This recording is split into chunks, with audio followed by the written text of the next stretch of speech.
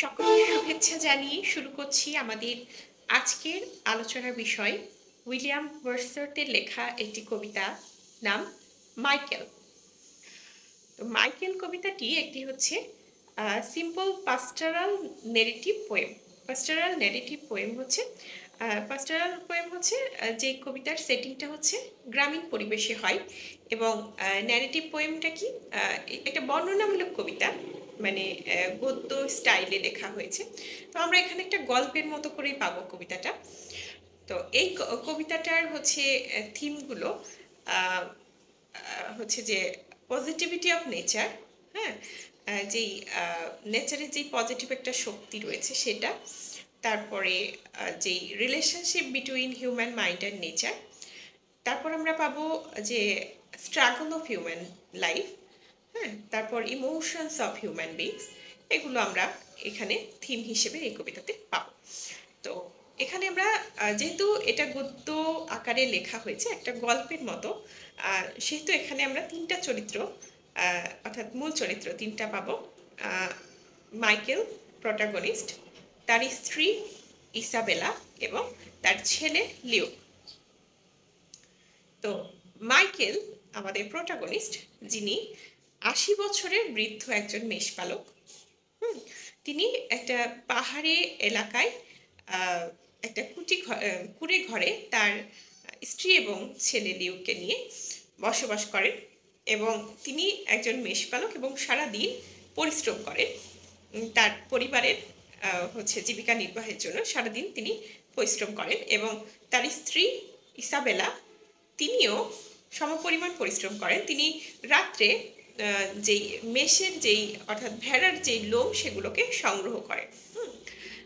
তো এখানে কবি ওয়ার্ডসওয়ার্থ যেই হচ্ছে যে একটা পাহাড়ি অঞ্চলে বেড়াতে গিয়েছিলেন, সেখানকার মানুষের জীবনযাত্রা, তারপর সেখানকার মানুষের স্ট্রাগল, সেখানকার প্রকৃতি সব কিছু দেখে তিনি ইন্সপায়ার্ড হয়ে আসলে এই মাইকেল কবিতাটি লিখেছেন।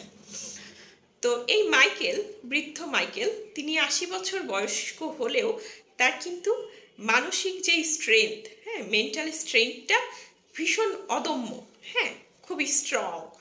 তিনি মেন্টালি ভীষণ স্ট্রং। তো আমরা এরকম একটা চরিত্র কিন্তু যখন মাস্টার্সে পড়বো, হ্যাঁ, মাস্টার্সের কোর্স সম্পর্কে জানবো, যে তখন কিন্তু আমরা পাবো এরকম একটা চরিত্র।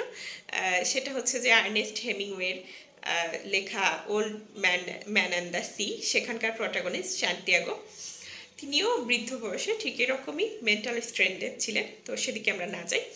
তো এখানে মাইকেল যে সারাদিন পরিশ্রম করছে, তার স্ত্রী পরিশ্রম করছে, এবং তাদের কিছু পূর্বপুরুষদের সম্পত্তি রয়েছে, জমি জমা রয়েছে, সেগুলোকে তারা দেখাশোনা করেন বা চাষবাস করেন।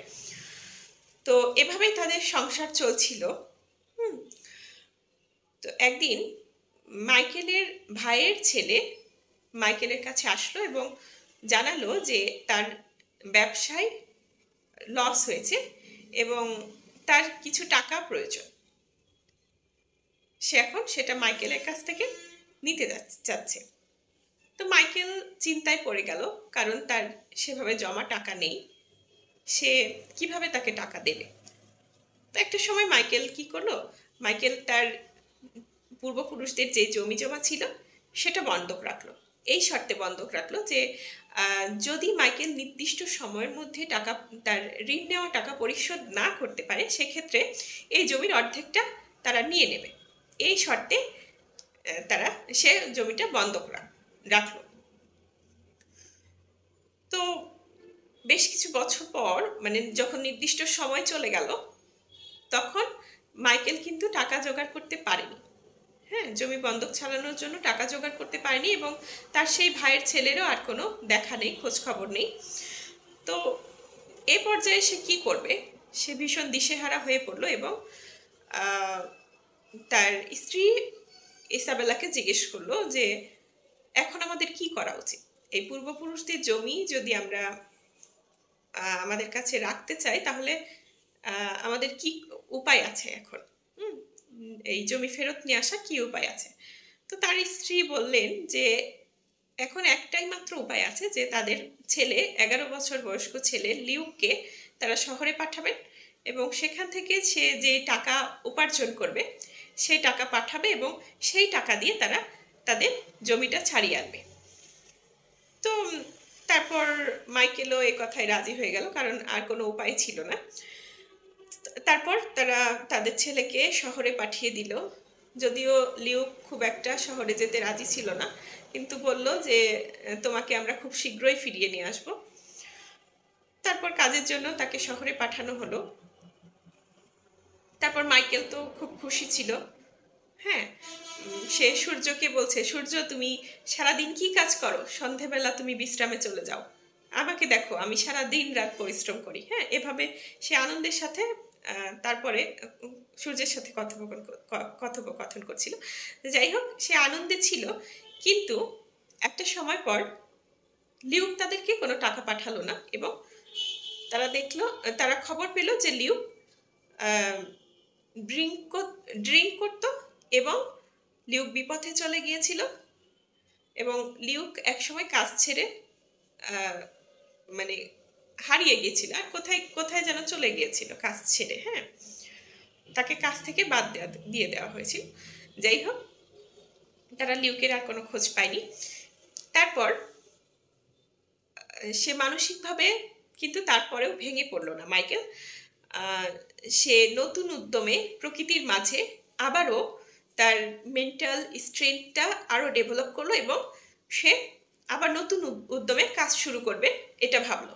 সে নতুন করে কাজ শুরু করলো এবং কিছু বছর যেতে না যেতেই মাইকেল নীরবে মারা গেল। তার ঋণ শোধ হলো না, জমি চলে গেল এবং তার স্ত্রী সেই শোকে দুঃখে এবং যেই পৃথিবীর যেই একা একা যে স্ট্রাগল পৃথিবীতে, সেটা সইতে না পেরে হতাশায় সেও একসময় মারা গেল। তো এভাবেই মাইকেল কবিতাটি শেষ হলো। তো আমরা এখানে দেখতে পাই যে কবি এখানে কিন্তু হচ্ছে close relationship between human mind and nature দেখিয়েছেন, যে প্রকৃতি এবং মানব মনের যেই নিবিড় সম্পর্ক সেটাকে দেখিয়েছেন। কেমন এই যেই আমাদের মাইকেল, সে কিন্তু প্রকৃতির মাঝে বসবাস করে সারা জীবন একটি ডিগনিফাইড লাইফ লিড করেছে। এবং তার ছেলে যতক্ষণ প্রকৃতির সংস্পর্শে ছিল লিউক, ততক্ষণ কিন্তু সে খুবই ভালো ছিল, সব ঠিকঠাক ছিল। কিন্তু যেই প্রকৃতির থেকে তার ডিটাচমেন্টটা হলো, তারপরে কিন্তু সে বিপথে চলে গেল। তো এখানে মানব জীবনে প্রকৃতির যে ইম্পর্টেন্স সেটাকে খুব সুন্দরভাবে হাইলাইট করা হয়েছে। তো এই ছিল আমাদের আজকের কবিতা। আশা করছি সকলে ভালোভাবে বুঝতে পেরেছেন। ধন্যবাদ সকলকে।